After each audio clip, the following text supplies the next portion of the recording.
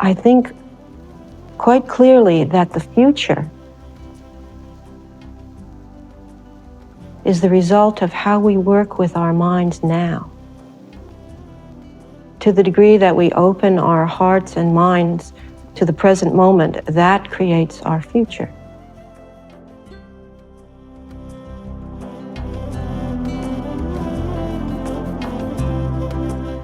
Hello, and welcome back to Jack Kornfield's podcast, Heart Wisdom, on the Be Here Now network.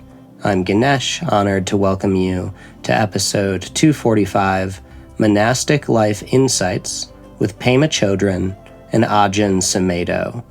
This is a very special one, as this is a collection of highlights from a retreat which took place on the Spirit Rock land in late May of 1990.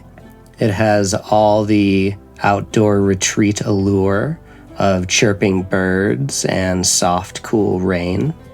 I was a bit curious about this very sweet ambiance, so I messaged Jack to ask a little bit about the retreat. And he wrote back, "We are on the Spirit Rock land in a big white tent, before there were any major buildings. We held a conference of Buddhists and Christian monastics and lay teachers speaking together about how to bring contemplative wisdom into modern consumer society." Very cool. And this episode has 3 parts. The first one being outdoors in the tent. You can hear the chirping birds and Jack's warm welcome into the retreat. Then the second part, marked by a gong, Jack has taken everybody into a nearby church where he would host Dharma talks during that time period due to rain. With the retreat taking place on the land at Spirit Rock, they were at the beck and call of the weather. But the warmth of the talk in the church amidst the cool rain really adds a sweet ambiance. And then for the final section of the retreat, we have Pema Chödrön and Ajahn Sumedho coming to the stage to share their experiences with monastic life and dive into, honestly, pretty hot key topics like sexuality and celibacy and hierarchy and inequality and navigating authority within spiritual traditions and lineages and the differences between cultures and what it's like to be fighting for equality while also taking the inward path towards enlightenment. And in this section, Brother David Steindl-rast, who you might know from a few episodes ago, along with Ajahn Sundara and Sister Columba, come on stage, and the whole group has a very humorous and lively question and answer session. So before we dive into this amazing essency outdoor retreat with these Buddhist legends, Pema Chödrön, Ajahn Sumedho, and Jack Kornfield, I just have 2 bits of housekeeping. Firstly, the Power of Awareness, the 7-week training, which Jack runs with Tara Brock, Conda Mason, and Devin Berry, is starting up this July 8th, and Sounds True, who runs the course, just dropped the price 60%. You can get into this 7-week training for $197. So if you've been holding off on this training, now is truly the time to join. And then on July 22nd, Jack has his next Monday night Dharma talk and guided meditation for Spirit Rock.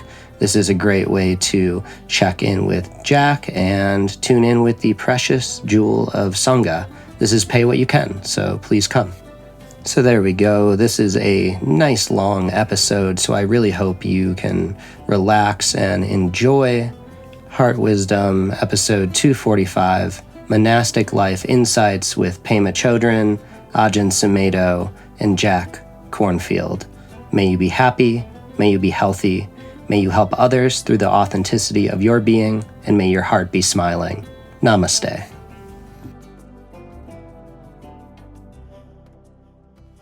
Good morning. I'd like to welcome you here to Spirit Rock and to this 2-day gathering focused on monastic life. My name is Jack Kornfield, and I'm one of a collective of about 15 Buddhist meditation teachers who are involved in founding the center at Spirit Rock. It's being built by a community of practitioners of Buddhist insight meditation.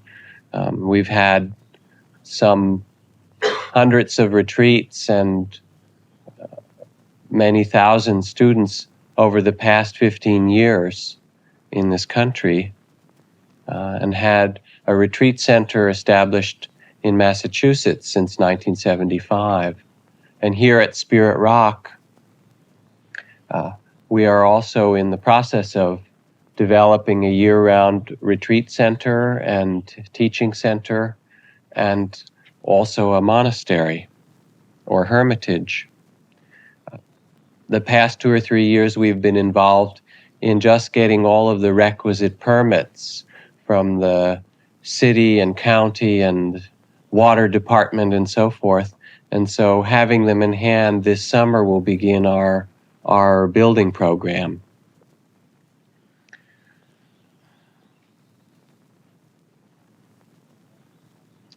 I'm also happy to welcome you in the rainy season. We thought it would be the dry season, as it had been for the past 2 months. And now it feels much more like being in a forest monastery during the rains retreat. And the land has very much needed that. So we've had a couple of inches here in Woodacre in the last few days, and it's been just wonderful.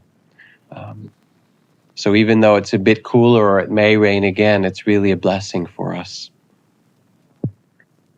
Before I even begin, by way of introduction, I'd like to ask that we do a short chant together. The days will be divided with some discussion, some speaking by our various monastic teachers, and some periods of meditation. But just to do a simple chant as a way to bring the energy together or collect ourselves. There is in the Buddhist tradition, in the Mahayana Sutras, a teaching of the Sutra of Perfect Wisdom in 80,000 verses, which is also summarized in 8,000 verses, and then to be found also in a much more abbreviated 80-verse form. Fortunately, it is also summed up in 1 syllable for the slow learners among us. And that is the sound that we'll work with. It's the seed syllable in Sanskrit that's the first sound and the last sound of life. And most importantly, the reason it's the summary of all the 80,000 verses of perfect wisdom is it's the sound of letting go. And it's the sound ah. So what I'd like to do is just for us together to chant that sound for several minutes and then rest in the silence that remains after it.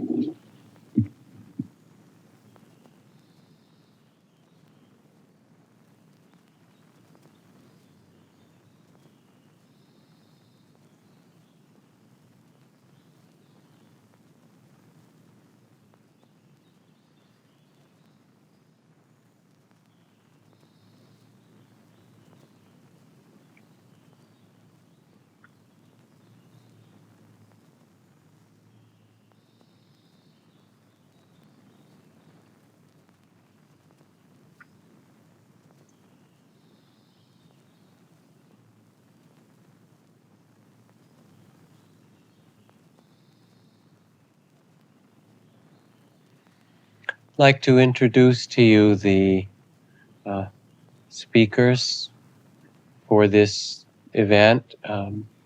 This is Venerable Ajahn Sumedho, who is an American, now abbot of a series of monasteries in England.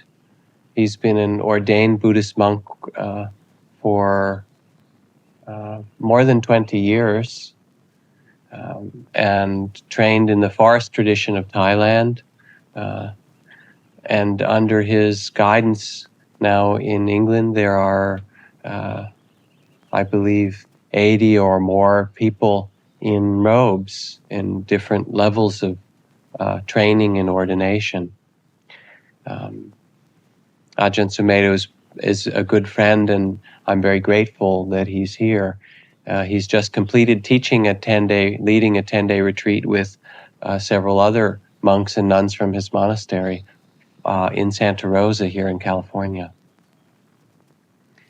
And Ani Pema Chödrön, who is the abbess of a Tibetan monastery in Halifax, Nova Scotia. It's actually in Cape Breton Islands, 6 miles from in Cape Breton Island, 6 hours from Halifax, which is relatively a suburb of Halifax, I suppose. In that, she is a bhikkhuni and a follower of the late Chogyam Trungpa Rinpoche as her teacher in the Tibetan Kagyu lineage, just as Ajahn Sumedho is in the Theravada Buddhist lineage of Southeast Asia, in which I also trained. Pema is from the Tibetan lineage. And at her monastery, there are now 15 monks and nuns, as well as a variety of lay people who come to practice. And they have, as far as I know, the first real Tibetan monastery run for Westerners in North America. Is that correct? Might be. If not, we haven't heard of the others. I'm pleased that she can be with us also. I was reading through a book called The Wisdom of the Sayings of the Desert Fathers, who were early monastics in the first century or two after the teachings of Jesus. There were two old men who had lived together in a monastery for many years, and they never quarreled. Now one of them said, "Let us try to quarrel once just like the other people do." And the other replied, "I don't know how a quarrel happens." Then the first said, "Look, I put this brick between us and I say, 'This is mine,' and you say, 'No, it's mine,' and after that a quarrel begins." So they placed a brick between them, and one of them said, "This is mine," and the other said, "No, it is mine." And he replied, "Indeed, it's all yours, so take it with you." And they went away unable to fight with each other. It's a wonderful story, and I begin with it in introduction because there is something very unusual about monastic life. And it reflects in some way, not that monks and nuns might not have their quarrels, mind you, but to begin for us to consider what monastic life might mean, what its purpose is, and what is that unusual quality that we may have heard about or read about, or that has somehow come to us through several thousand years in the Buddhist tradition and the Christian tradition, other great monastic traditions, of people choosing to live a life of voluntary simplicity or vows or poverty or in community. This weekend is a monastic conference or gathering, not so much intended to teach meditation as you would find it in these different traditions, but really to address the purpose and the the understandings that can come through choosing and living a monastic life.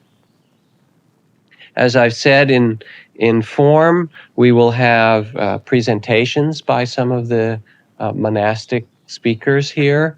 We'll have discussion periods. We'll have some periods of sitting and walking meditation.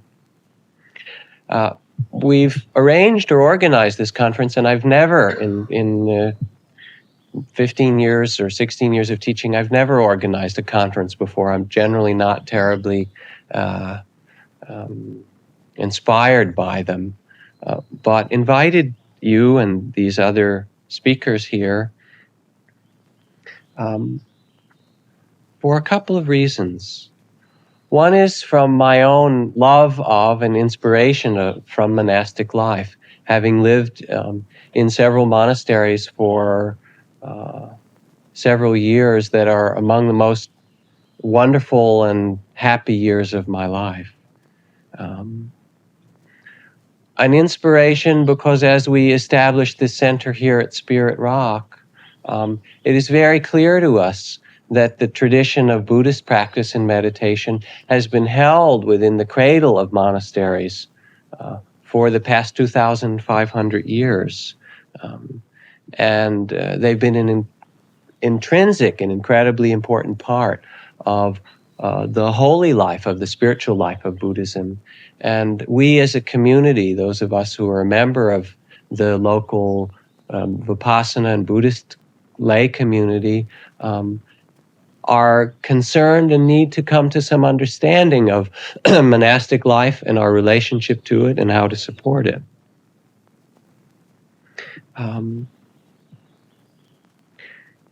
It's also inspired this gathering for me by questions that have been raised over many years and misunderstandings that I've heard. People have come and talked about monastic life and said, gee, I would like to ordain so I could become a monk or a nun and then be on retreat all the time. As if to live a monastic life would mean that you just meditated in silence with your eyes closed and then maybe did some walking meditation, and that's all that you did, or prayed continuously and didn't speak to anyone or do anything else. That's one kind of misunderstanding about monastic life that's common, and as you'll hear, that's not what monastic life offers alone. I've also had people come simply saying, why are there monasteries? Why does one do this, take vows or follow rules? Or why do they keep men and women separate in certain monasteries? Or why are there so many rules? Why can't you feed yourself or in the Buddhist monastic tradition or other similar questions? Why do you have to be taken care of by others? Other kinds of questions that people have raised have been from the ordinations of monks and nuns in certain Zen traditions where the Japanese monastic life has evolved to something halfway between, for certain people, halfway between a monk and a lay priest. And people will come and say, I've taken vows or I'm thinking of taking vows, but I don't really quite know how to live or what that might mean.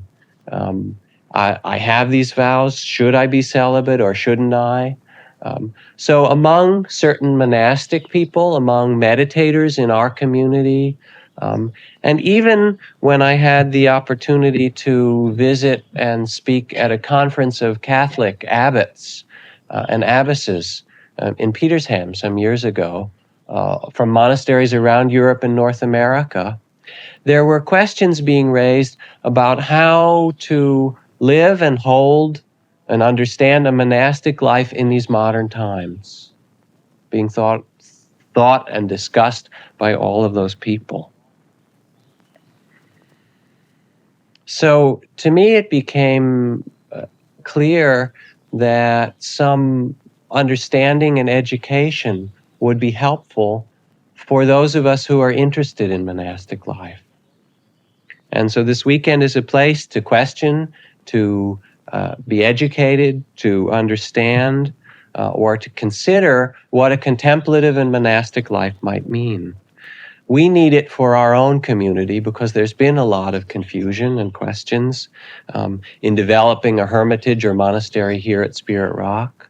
I think the greater Buddhist community that I'm a part of through friends and associates at various Zen and Tibetan centers could benefit by this kind of dialogue. And I hope that it will be a support for us in establishing, as Ajahn Sumedho has indicated might happen, or perhaps through Ani Pema and others, further Buddhist monasteries here in California and elsewhere, in establishing them and developing them and supporting them in wise ways.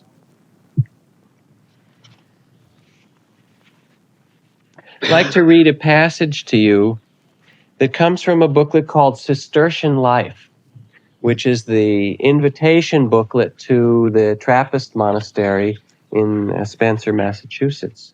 And I believe that part of this was written by Thomas Merton, but I'm not certain of that. Someone told me so. It goes, "It is a custom of contemplative monasteries to issue booklets which will inform visitors and postulants about the life led by monks and nuns. It is true that explanations are owed and therefore must be given. The monastery is so radically different from the world. Monasticism seems so much a thing of the past and so alien to technological society. The life of a monk or nun may in many counts seem strange or pointless, and these objections themselves dictate replies. It's natural to assert or argue that the monk or nun is not so different from the modern world and that they have a part to play in it, that they're not useless at all. But frankly, these arguments are often misleading and unsatisfactory. To say that monks and nuns are justified because they practice some special kind of scientific agriculture or because the monastery is a dynamo of prayer is often to compromise the real meaning of monastic life. Actually, what matters about the monastery is precisely that it is radically different from the world. The apparent pointlessness of a monastery in the eyes of the world is exactly what gives it a reason for existing. In a world of noise, confusion, and conflict, it is necessary that there be places of silence, of inner discipline and peace, not the peace of mere relaxation, but the peace of inner clarity and honesty and love based on true renunciation. In a world of tension and breakdown, it is necessary that there be those who seek to integrate their inner lives not by avoiding anguish and running from problems, but by facing them in their naked reality and their ordinariness. Let no one justify a monastery as a place from which suffering and anguish is utterly absent, and in which its members have no problems. I'm sure everyone of the monastics here can smile at that. This is a myth closely related to the other myth that religion itself deposes all of our anxieties. The monastery teaches men and women to take their own measure and to accept their ordinariness. In a word, it teaches them the truth about themselves, which is known as humility. The seeming fruitlessness of the existence of a monk or nun is therefore centered in the ultimate meaning and highest value. It is a life that loves truth for its own sake and gives everything away in order to hear this and to live in accordance with it.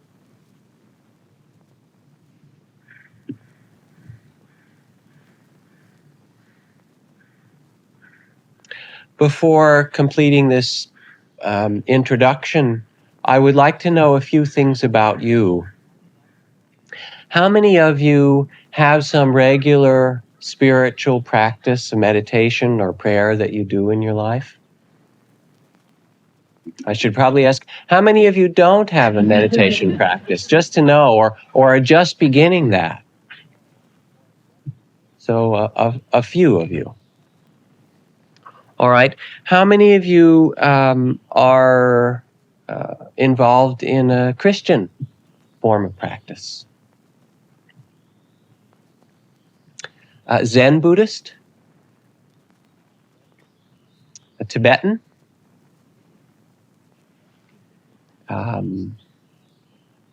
Other, not vipassana, insight meditation. Other. What are those? Sufi or Sufi? Others? Are you here out of some interest in contemplative and monastic life? Is that so for you? Just to make sure you're in the right place. Otherwise, I couldn't give you your ticket back.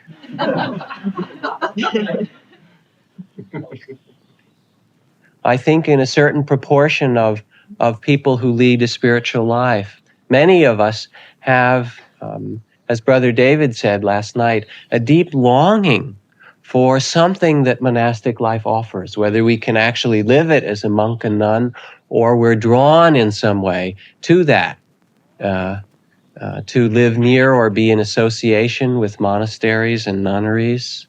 And in ancient cultures, in Buddhist countries, there's a monastery in most every village, or in medieval Europe, there were many, many more monasteries, and there was a natural relationship between monasteries and lay communities. In these modern and rather confusing times, there aren't many monks and nuns, and it may seem alien, and people, even if their hearts are drawn in some way or feel a connection to that life, often don't understand it or know how they might enter it or be touched by it or relate to it. Mostly what draws people to monastic life in the healthiest and best sense is its joy. When I look through this book of Cistercian life from Spencer Abbey, the most beautiful thing in it to me, there are many, many pictures, are the faces of the brothers. And there's just this sense of light and delight that I've experienced in well-run monastic communities and from people who've chosen that way of life. Not that there aren't many difficulties in it. There are as many as anywhere else. But the joy and the deliciousness of that is really the underlying stream. The Buddhists spoke of joy as one of the factors of enlightenment. And if it weren't for that, I'm not sure that the monastic life would be worth living.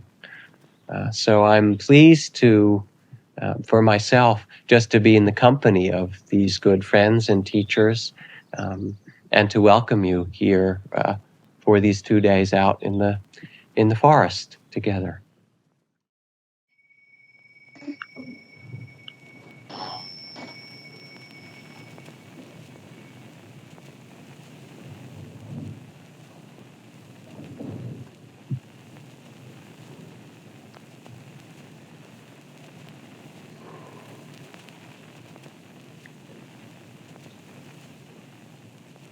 Perhaps we could begin this morning just with a bit of meditation before any words, and some gratitude for the rain, which we've needed so badly, and for a nice, warm, and dry place for ourselves. Let's start again. Rick, would you close that door? I think that's... let's start again with that simple chant of Ah for a few minutes as a way of connecting ourselves, and then we'll just sit.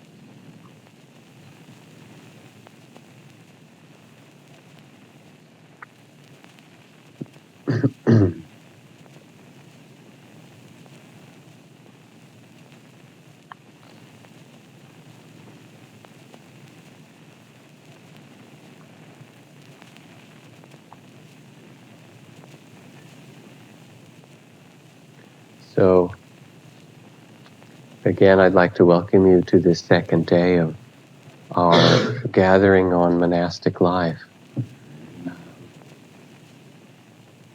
We're blessed with the rain. Maybe it's the angels that follow monks and nuns that have brought it along for us.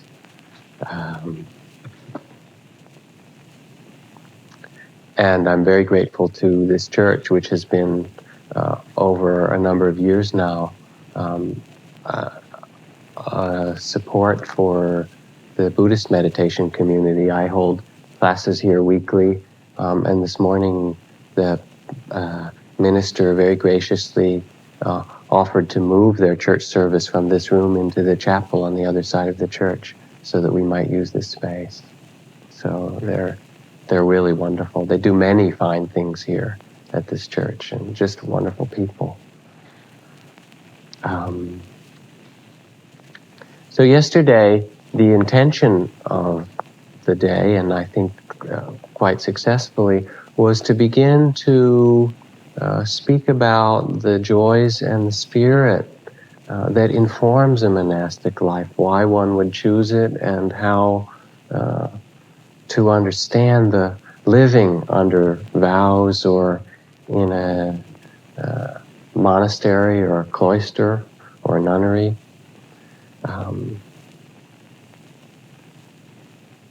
Today, based on that understanding, we'd like to continue to open up the discussion further, having the initial ground of a sense of monastic life to address the questions of monastic life at this time and the end of the 20th century in our Western society, and the kinds of changes that have been made or might be made, or the issues that come up around it. Brother David, in a conversation that we had recently, the other day when I was asking him about his own monastic order in life, said that there had probably been more changes in the rule of Saint Benedict as it was followed in the actual living of the monks in the last 40 years, more than in the previous 1,000 or 1,500. So for their tradition, for his tradition, there's been a great addressing of changes. I'd like to read you a poem, if I may, one of my favorites from Kabir, the wonderful Indian poet. He says, "Friend, please tell me what I can do about this world I hold to and keep spinning out. I gave up sewn clothes and wore a robe, but one day I noticed how well woven was its cloth. So I bought some burlap, but still I throw it elegantly over my left shoulder. I pulled back my sexual longings, and now I discover that I'm angry a lot. I gave up rage, and now I notice that I'm greedy all day. I worked hard at dissolving the greed, and now I'm proud of myself. When the mind wants to break its links with the world, it still holds on to something. Kabir says, listen, my friends, there are very few that find the path, yet it is right here in front of us." In beginning to consider monastic life in our time, just a few comments, and then I'll take, as I suggested, some questions and concerns from you as a group. Part of the genesis of this gathering came several years ago when we were first making a plan for the Spirit Rock Center and included in a monastery or a hermitage. And when we did, in our own community, there was almost immediately a great I'm not quite sure the right word. There was a lot of discussion and concern and strong feelings that arose. Will the roles for men and women be equal, or will it be sexist? Will the relations of monks and lay people be hierarchical in the way that the lay people have to do things they don't want to take care of monks or nuns? There was a kind of storm that arose from that, much of it out of a lack of understanding. Many of the people who raised those questions had really very little understanding themselves of what monastic life is like or its purpose. And so in one way, just to gather together as we have, is to begin to to begin to hear what the foundation of monastic life is. But in addition, there were some questions raised of them that are very alive, not just for the people that raised them, but in many monastic communities, and that are of issues or concerns for people as they, for Buddhist practice, and apparently for Christian practice as well, as they and we try to establish and support the beauty of monastic life in our time and in our culture. As one further side comment, what I experienced yesterday from the speakers and the discussions was an expression of the best of monastic life. That is, people speaking who had both a deep commitment and a deep understanding and love of that way of life. This in itself is not so usual, at least in the Buddhist tradition.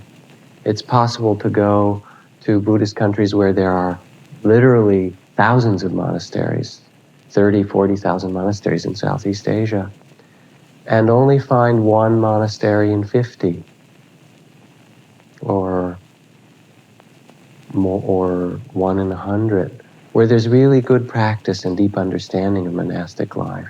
There are lots of ways that it's been misused. People who are frightened of the world run away thinking that the monastery will save them, much like that poem that I read, only to find that wherever they go, there they are.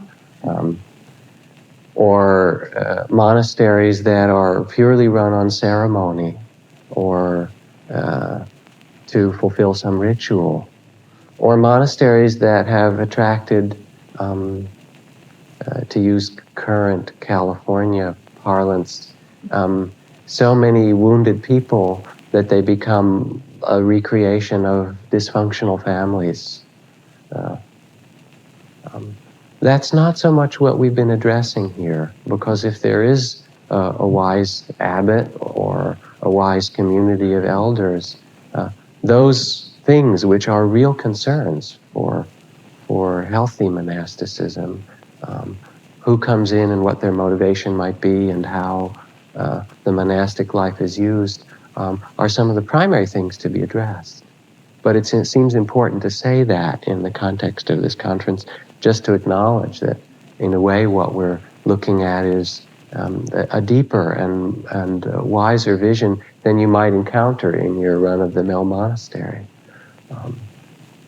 And I'd like to extend that one thing further before taking the questions from you all.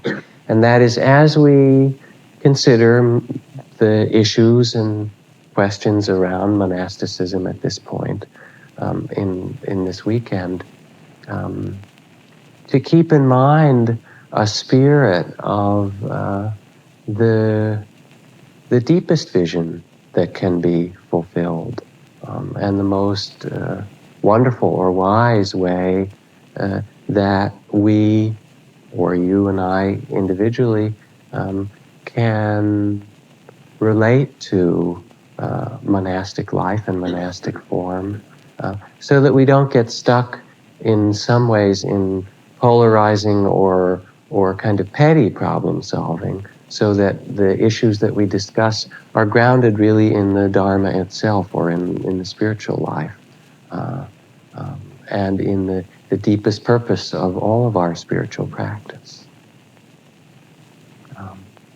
And from that place, I think anything can be looked at and addressed honestly and fruitfully.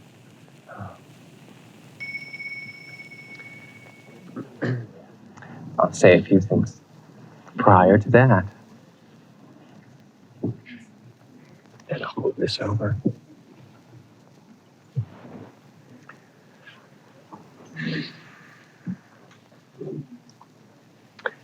So this last period, in a few moments, Ani Pema and Ajahn Sumedho will each speak for a shorter period, perhaps 15 or 20 minutes, leaving then an hour for a last general discussion in the group of things that remain. And in that time, the rest of us who have been speakers will also come up here, so you can address questions to any of us. As I've been listening today to what Sister Sundara called the I word, the issues of the day, I've just kind of picked up pieces of what they are, and on one level, there are particular ones for each of the different traditions. And some of them are shared. For example, there is questions about, in Theravada tradition, the equality and practice opportunities, not practice opportunities, but the equality in the tradition between men and women. And I know that the Catholic Church and the Christian tradition has also wrestled over many years, and especially in this century, with women in the church and their roles and how that should fit together. There are issues or concerns among that Brother David raised among the Catholic monastics about temporary ordination and whether there's some place, as he had suggested, for something other than making a lifetime commitment to a particular monastery that would include other lay people or people who wish to be part of a monastic life. And is there some middle ground? And actually there's a group of people here that, partly due to my own confusion and ignorance, weren't included in a full way in this conference. There are several nuns from the San Francisco Zen Center who are not necessarily celibate as the other monastics here are, but have taken vows as nuns or as monks, but also don't necessarily stay in the monastery all the time. They have a period of monastic training. And for me, not understanding that, I didn't even understand that tradition and still don't so well. I haven't figured out how that fits together with these other kinds of monastics. But the question that it raises is there a place between living a fully celibate life in a monastery and living a lay life? Is there some other intermediate place? And that's a question that sounds like both the church and the Zen tradition, perhaps the others, wrestle with. Similarly, in a number of the traditions, certainly for Ani Pema coming from the Kargyu lineage, which has especially her own teacher and others who are, as she described, part of the school of crazy wisdom. There's dealing with the wisdom part, but there's also dealing with the crazy part. And so the teachers manifest in a number of both wise and crazy ways. And there's a lot of struggle and wondering about how to integrate that and deal with that in one's spiritual life. That's not unique to that tradition. I think in all of the traditions, monastic or otherwise, Theravada and Zen and Christian and so forth, there are issues and concerns of appropriateness and behavior of leaders and teachers and role models and so forth. In a way, as I listen, I hear that there are shared issues among different groups. There are ones that are quite particular, but that there are always issues. And if something is solved or something that needs to be addressed is faced and dealt with, even difficult though it might be, then that simply makes the space for whatever's next to arise, which will be the next thing. And that, in a sense, is what human life is about. For those of you who come to Vipassana retreats, I often tell the story of Pope John the 23rd, who wrote at one point, "Sometimes I awake at night and start to think about some great problem and decide that I must go and speak to the Pope about it. And then I wake up more fully and remember I am the Pope." And in some way, I think that's true for all of us in spiritual life, that there's a certain level in which there are all these problems that we have to solve. And they need to be honored and seen with the same clarity as anything else, that they are our practice. And on the other hand, to imagine that you solve those and then everything will be fine in monastic life or lay life or whatever is an illusion. It's the very being in the presence and remembering what one's true nature is and bringing that to bear on what arises that transforms, not only creates a solution for problems, but transforms our being in the process, which is really what it's about. So I pass the microphones to Pema. And you poke me. I'll keep them. And how long? 15 minutes? 20 minutes.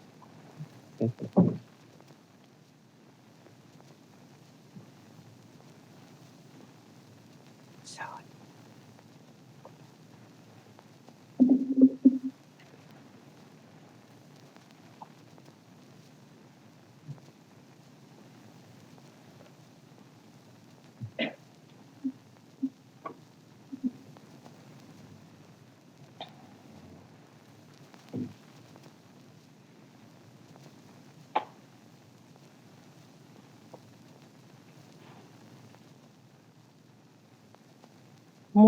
I have more questions after these 2 days than answers.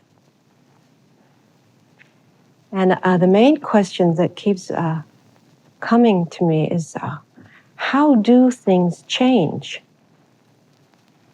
And I have no answer for that at all.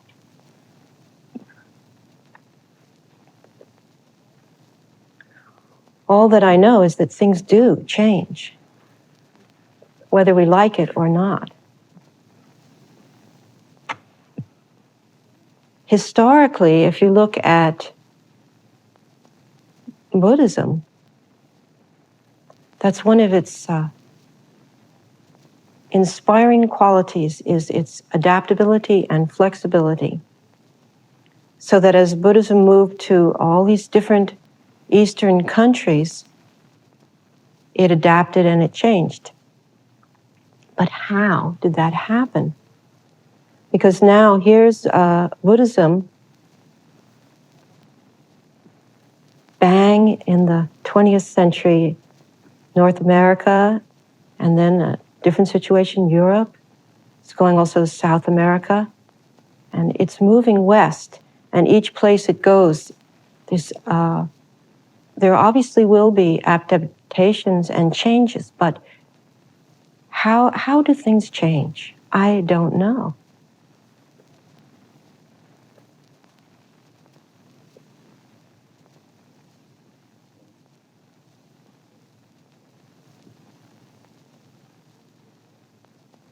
We know, I think, quite clearly that the future is the result of how we work with our minds now. To the degree that we open our hearts and minds to the present moment, that creates our future. So maybe the other question is, where are we going? What direction are we going in?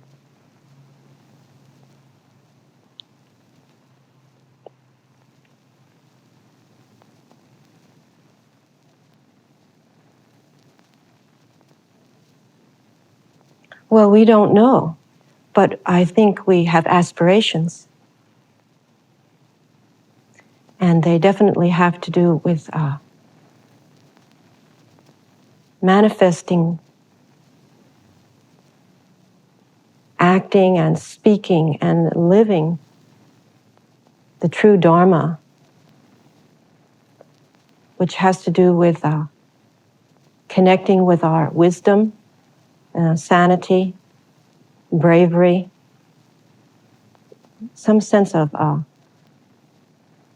aliveness, which doesn't continually refer back to, that's the other I word, is this one. I think the other one you were referring to with issues, but there's also this I word.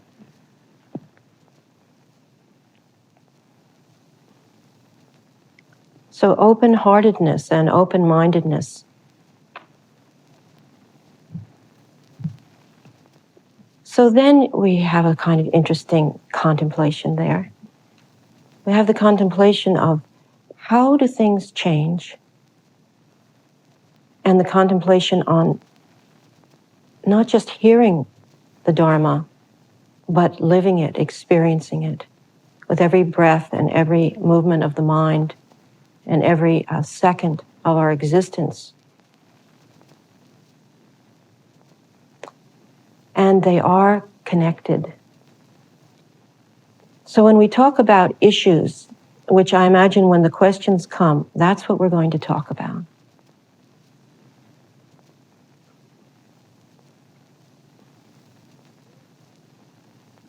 The real point is that the absolute and relative are one thing. And you can't just smooth everything out with absolute answers, nor can you just get drowned in the relative truth. But somehow, these two aspects of reality are continually informing and educating each other, and they're completely interconnected, in fact, simultaneous. So that how we work with these issues, that's the key thing. Problem solving is not the key thing. Getting it to work out the way you think is right is not the key thing. The key thing is how do you handle your mind and your emotions, your heart? What is your spirit as you work with a burning issue, something that strikes you as painful and unjust, an issue that you feel is harming people, sense of injustice. How do you work with that? Last night we were talking and we talked about righteous indignation. You know how righteous indignation works. I am righteously indignated about my view, and you are righteously indignated about your view.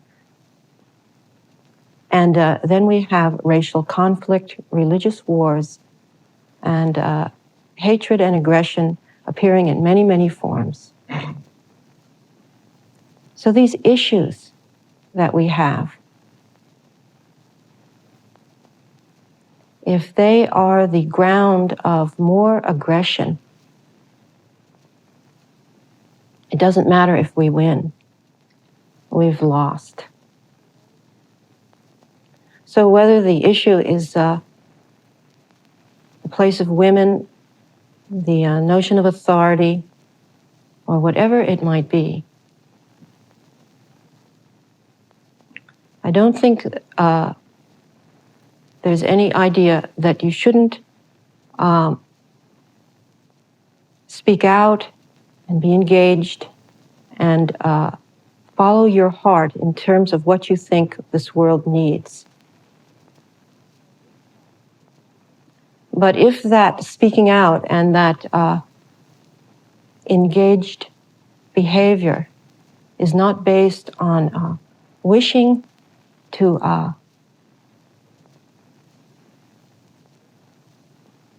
cut through aggression, small-mindedness, and ego-centered clinging, and then we just end up with the same samsaric mess that we had before we started. So issues are great teachers. No matter how painful it is, and in fact, sometimes the more painful it is, the more it undercuts your selfishness, the more it humbles you, the more it opens your heart. I once, recently, I saw was visiting my sister, and we were watching a television show about a man who had started all kinds of environmental, very good environmental projects. And there was a lot of footage of his whole life up to the present time. And his whole life, in the beginning, was very go-getter, somewhat aggressive because he had this tremendous energy. And his motivation was good, but he has this tremendous energy, and he's always fighting for the environment. And his life story was one of creating institutions that were extremely good and did a lot of help, but he always ended up getting kicked out of the institution because somehow his ideas kept going further than the institution was willing to go. And then he'd be very angry and disappointed, but he also had a lot of energy, so he would instantly start another institution, just change the name, and people would rally around him, and he'd keep on going to save this planet. And a few years later, he'd get kicked out of that institution, and it just kept happening like that. And the most touching thing about this was that this man in the present moment has so much humor and softness, and he's been so humbled by this whole thing that he stands up now and says, well, this is what I think the earth needs. And I know that everyone's going to vote against me, but I'm used to that. Everyone's always voted against me. And he says it with humor and humbleness and very little aggression, no aggression. Very little arrogance, actually no arrogance. So his life, he started out such a go-getter, probably pushing people away to get out of his way, right and left, to accomplish this good thing that he wanted.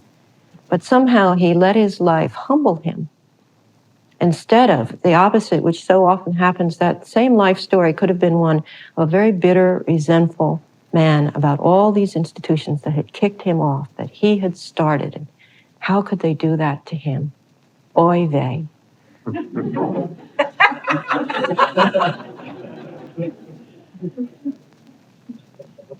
So if you get my point, I'm not sure how things change, but I think we have a lot of teachings in all the world religions, and here we've been talking from the Buddhist and the Christian point of view, and many of you represent other disciplines as well.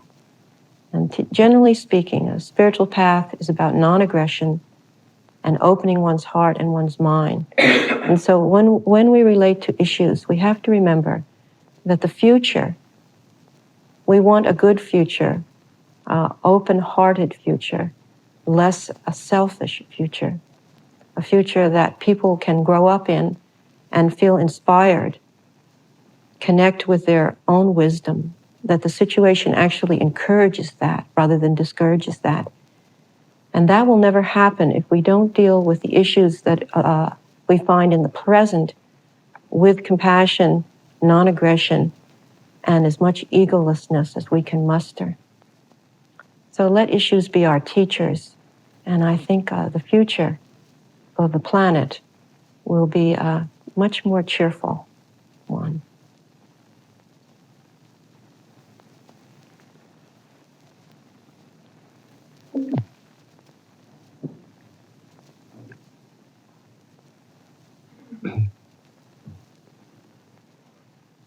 It's been a very impressive meeting indeed to hear these talks from other monastics. I really cherish this and value this because it's a rare opportunity for me anyway.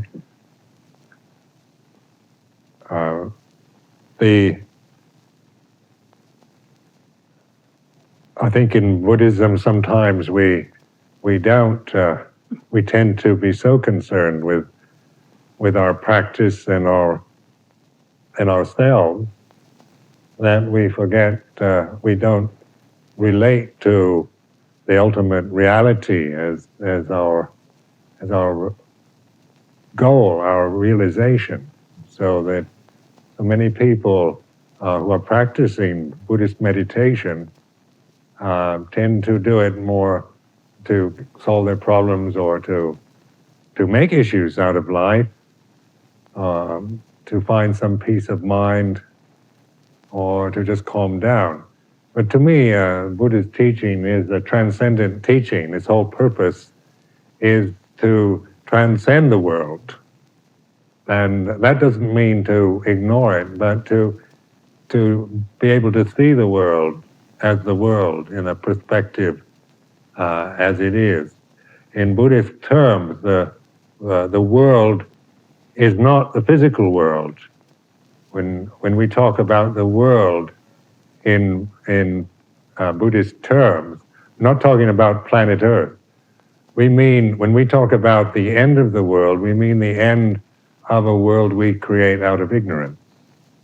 And so, oftentimes people will be a bit put off by the way things are phrased in the suttas that are talking about the end of the world as a goal of enlightenment. And we see the world very much as a material planet. But in Buddha's way of teaching, it's a psychological world, a world of illusion that we create out of ignorance. And this is the world that ends. And the rest is Dharma, or the truth of the way it is. So the aim, say, in Buddhist practice is to in our refuge in Buddha Dhamma Sangha, is to be the knowing that which sees the Dhamma. In other words, that relationship of the Buddha knowing the truth of the way it is, which is transcending me and mine and the world I create out of my conditioned mind. Now this is, when we talk about taking the three refuges, this is what I really mean. And sometimes we don't take refuge in anything. We end up with refuge in our own opinion or in our own attachments to, say, techniques or teachers.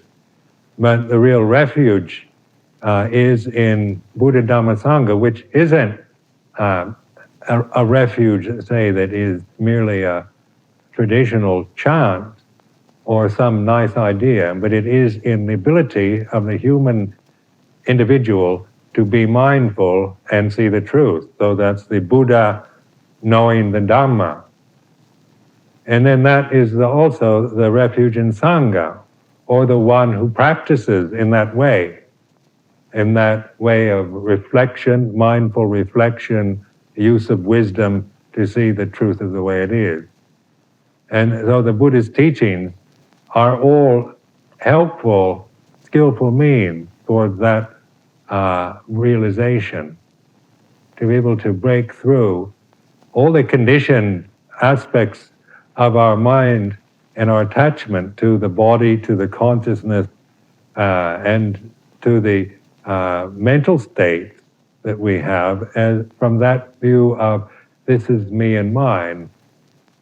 And then when we see that we needn't do that anymore, then we can actually serve our teachers, our communities, our families, society, planet Earth, in a way that is with wisdom and compassion, rather than just a lot of ideas coming from a basically wrong position of me and mine and what I think, what I want, which always is a separative function of the mind. If there's me, then there has to be you. And as long as I am attached to any view about myself, then you're in some way going to be in an object and something separate. And so we create endless problems. We create each other. We create a false world. We create problems, issues about everything, and then we would like to solve all these problems and get rid of these issues to find some peace. And then the tendency for many people is to ask someone else to do it. Like we pray to God, or to ask the Messiah or the Maitreya to come and clean up the mess we've made, And it's still very immature, isn't it? It's like a little child who makes a mess, finds himself in a terrible situation and cries for mommy and daddy to come and save the day. But religion is for maturity, maturing, and where we no longer request or demand even the powerful the powers that be in our universe that we can't even see directly or know in any perceptual way. We're not asking for favors or special privileges or any help at all, because the real, what we can do is to understand the truth or see the Dhamma, let go of the delusions we create out of the self-view.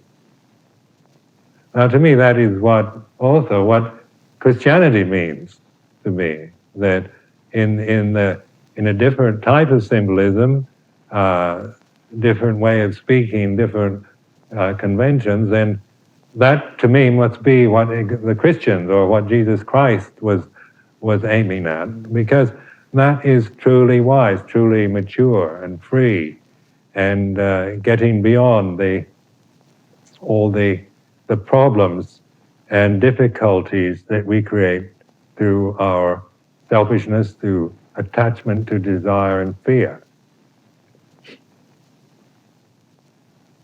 I think during this weekend we've had many good opportunities to reflect on these thoughts, and we more and more see that it's something we can do ourselves, and it's something, if we're really sincere, we have to do it ourselves. We can't ask someone else to do it, and don't wait for somebody to make everything right for you.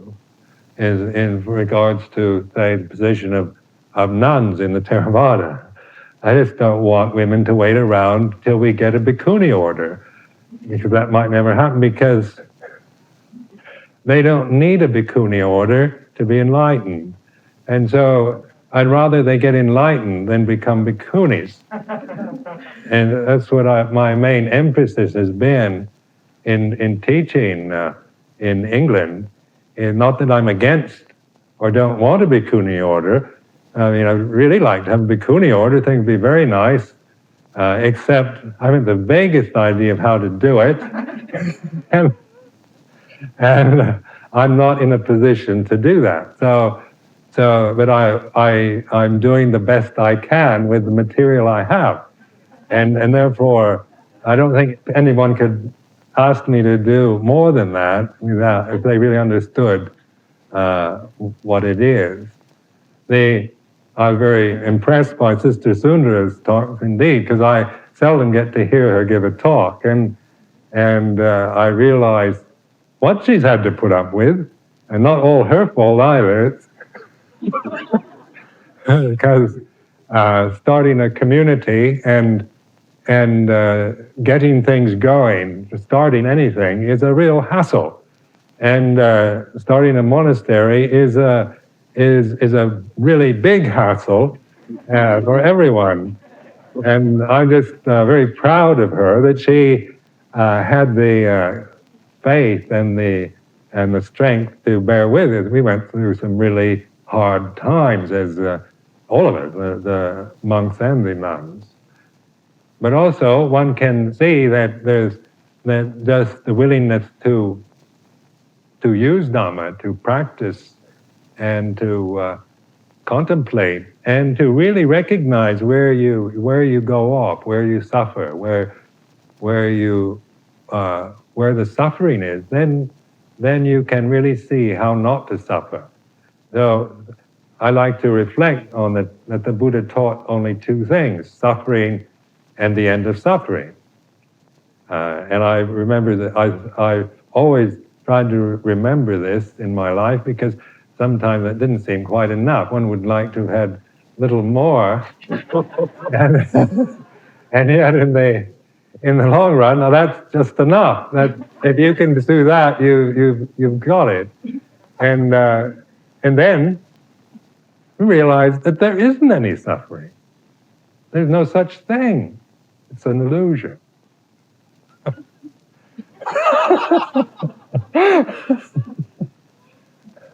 And so there's absolutely no suffering at all. And when you realize that, then there's nothing to fear and nothing to desire. And then the ability then, from a mind that isn't attached and deluded, is the responsive response to compassion, to kindness, love, joy, serenity.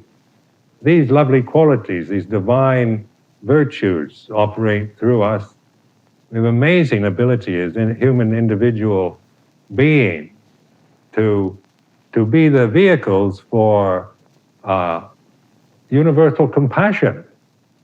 We don't have to be pollutants on the planet, pests and nuisances. We can actually be universal blessings. Each one of us has that potential of being a great blessing, a great loving blessing of compassion and joy, and a very peaceful presence and influence on this planet, in this society, as long as our bodies exist in this form. So this we need to also recognize is it's not only getting enlightened so we don't have any suffering, but when there isn't any suffering, then what's left is the ability to radiate and to be that in the society, in the universe we live in, that is the vehicle for the universal compassionate forces or energies or powers, whatever they are, the experience of joyfulness and the beautiful peace and equanimity that we can be just as a presence within this human state. And it doesn't matter what health or how good your health is either. And one can still be perfectly peaceful, joyous being in the most wretched, decrepit, diseased body. Because this is not anything to do with the body, but it's the freedom of the heart to not be attached, not be deluded by anything whatsoever. Our existence here is a mystery. It's still mysterious. And as Sister Columba so nicely pointed out, the longer you practice and contemplate, the more you realize you don't know anything at all. And that you're just open to the mystery. And you totally trust in that receptivity and openness and take whatever happens. There's no requests, no bartering, no demands on the universal powers that be, just a total trust and freedom and fearlessness of the heart to learn from life as we have to bear it in the forms we're in and the experiences we have to have. So that becoming a bhikkhu or a monk or a nun or whatever, instead of becoming an enlightened being that really knows everything about everything, more and more you just realize you don't need to know anything or everything or anything. There's just the ability to know things as they are and to just trust in that very simple way of knowing and being. So I think I'll end my part on just that note for you to try to bring, say, this final meeting as just to see that what religion is about and its aim and its goal to bring us to our true state, our natural state and perfection within this mortal frame.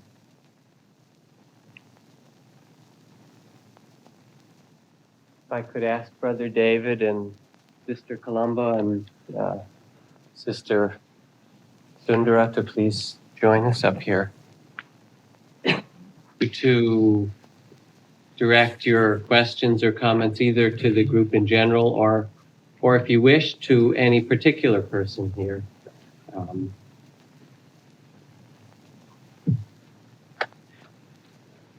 I'd like to ask Pema Chödrön, how was the decision made that you would go to China to receive ordination?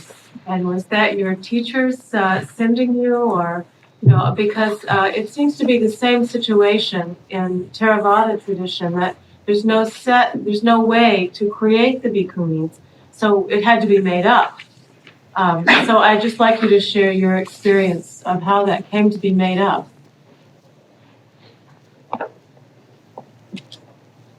Well, I was sent. I was requested that I go, and then that particular trip, for some reason, got a lot of publicity, and then that seemed to make it easier for other people to go. Before that, it's hard to figure out where to go. But what do you mean by made up? That Sumedho is referring to the fact that there is no bhikkhuni tradition, and it's a hassle to create one, or it's a confusing. He doesn't know how that could be done. So I'm just wondering, did you not have the same situation, and how did you respond, and how did your teacher respond in facilitating that? And who sent you to Trungpa? His Holiness the Gawa Karmapa, 16th Gawa Karmapa. What? In China, the Bhikshuni order was never lost.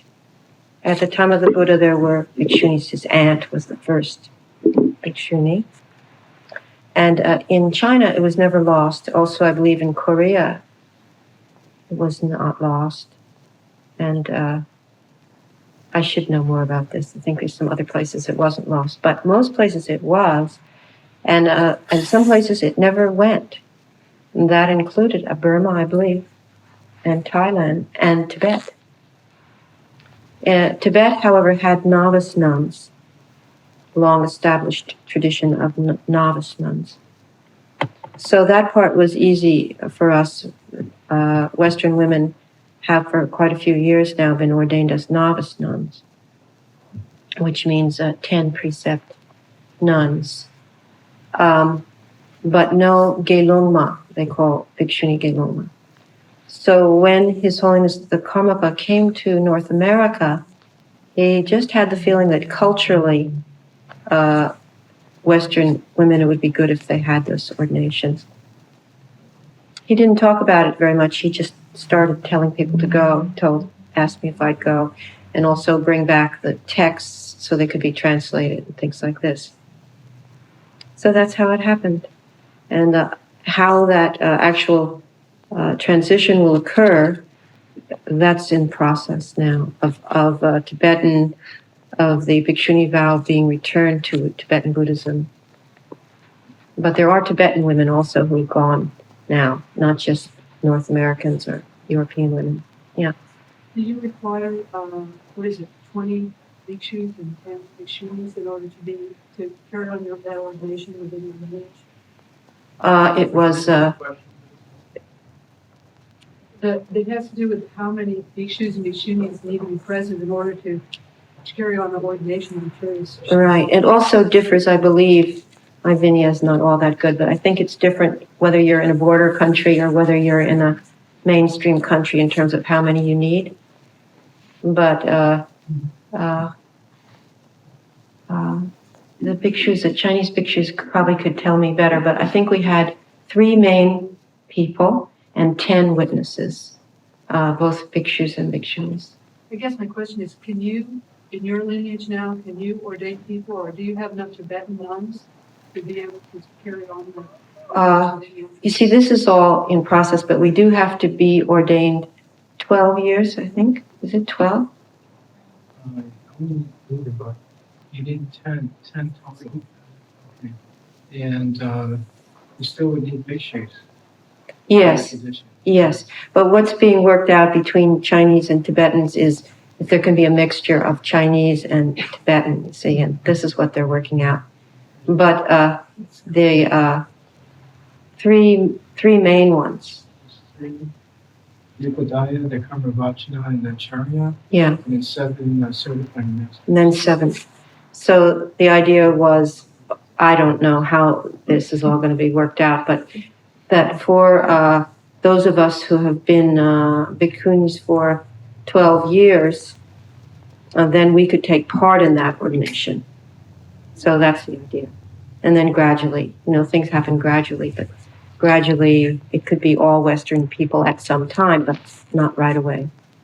Is there a question also not only of the mechanics of the transmission of the ordination, but one was ordained according to a linear rule, and so do you have to assume now a Chinese linear as a Tibetan nun, or is that an issue or not an issue that you have to assume the linear of your ordination system? Well, it is something of an issue because the bhikshus at the abbey have a different vinaya than the bhikshunis.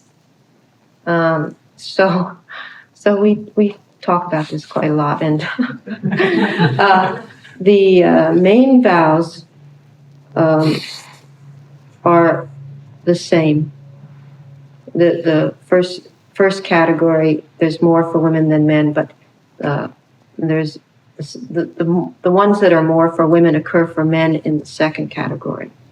Just to be very kind of vague about this generalizing, but it's when you get deeper into the vinaya that there's differences.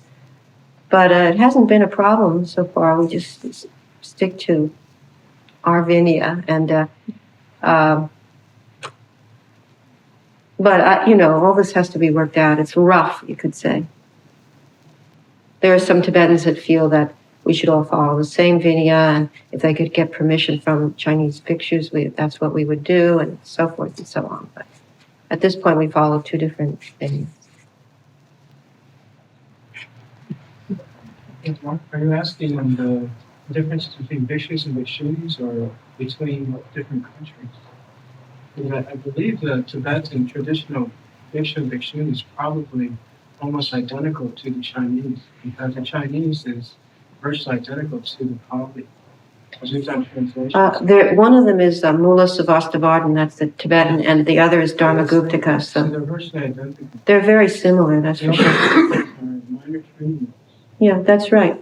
I just don't know how serious people take these minor training. But I've done this whole study of what's the same and what's different. And really, it is minor differences, definitely. Thank goodness, right? That makes a difference.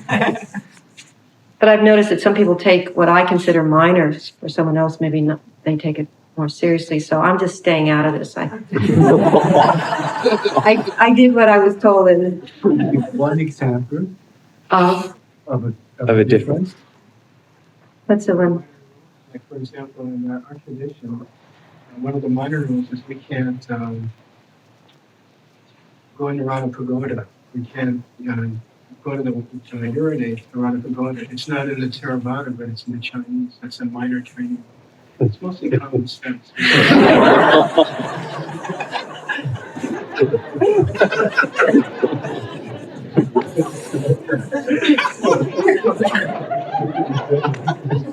That's right. It's sort of at that level. Not to throw the slop bucket over the wall. Things of this nature. Not to chew with your mouth open. It may not have been explicitly stated here, but the great majority of the Vinaya rules, if not all of them, arose in an organic way after the foundation of the Buddhist order, when either the Buddha himself or the community of monks and nuns observed someone doing something that seemed out of harmony with the basic intent of the spiritual life. Or the lay people came and complained that the monks or nuns were doing something that to them didn't appear proper for monks and nuns to do, and then a story would be told and a new rule created.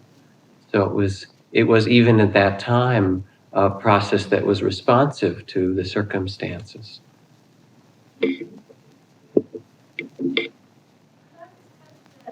Speaker repeat the question into the mic before they answer it, because it's very hard to hear them.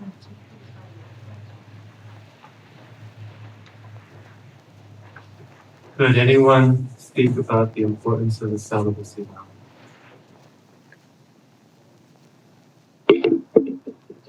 Celibacy?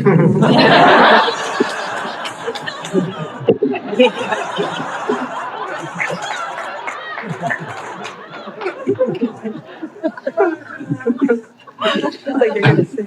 Well, somebody has to start. So I'll start with the lowest common denominator, because I know there are many different interpretations, but this one probably all can agree on, and that would be that even people who are not monastics are sometimes so engaged in their work that they would have to say to themselves, it wouldn't be fair to a family, maybe even to a spouse, but certainly not to children, if I do this sort of with my left hind leg running the family. This is a full-time job.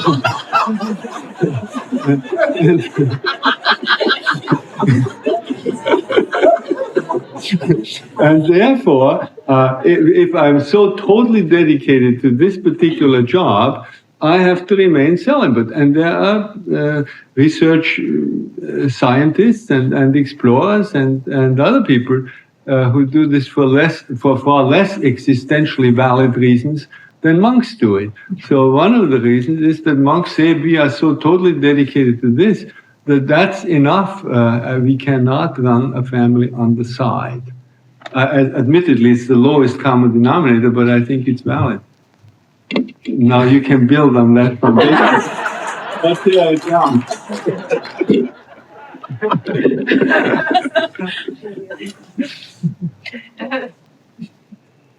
I would agree with Brother David, and it's certainly just kind of a foregone conclusion that in a monastery, people would live celibately because it's a totally different lifestyle. You wouldn't, well, it's just different. But also, there's a lot of spiritual meaning in celibacy. And as I said yesterday in one group, I think we're beginning to appreciate it much more as something creative, a way of living that's creative and not just a repression of sexuality. It's freeing, and at least it's meant to be freeing. And I think that's being understood much better these days.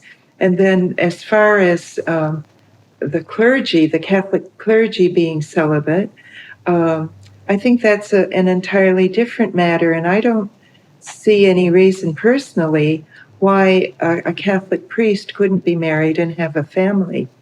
And I think too that that's something that's going to happen, but it's very, very hard to change a tradition like that in the church. And especially when the Pope is Polish.